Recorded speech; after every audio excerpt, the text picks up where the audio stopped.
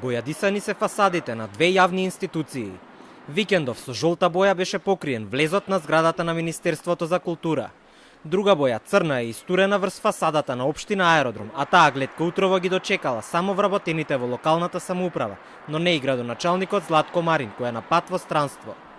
Првиот што бил на работа утрината, во 7 часот пријавил во полиција.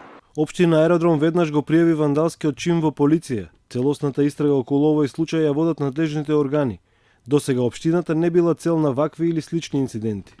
Веднаш по увидот на полицијата од општината викнале служба да ја исчисти бојата, но остатоците се уште се над зидот. Снимките од безбедносните камери на влезот се кај полицијата и тие ги прегледуваат. Ова е прв случај со инцидент поврзан со општинската зграда на општина Аеродром, која е седиште од 2015 година. За другиот случај со фрлена боја врз зградата на Министерството за култура, сторителите самите признаа дека стојат зад тоа. Организацијата Млади за Македонија, кои учествуваа на дел од протестите против уставните измени, на Facebook се пофалија дека истуриле жолта боја на влезот од Министерството, а лево од вратата со црвено ги напишале и буквите МКД. Објавата им се допаднала на речиси 300 нивни следачи на социјалната мрежа. Министерството за култура офарбано во македонските национални бои.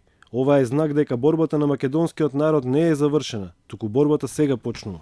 Случајот бил пријавен од вработен во култура во петокот према сабота, половина час по полноќ. Од Млади за Македонија најавија дека на овој начин со бојадисување ќе пружат отпор против промената на името.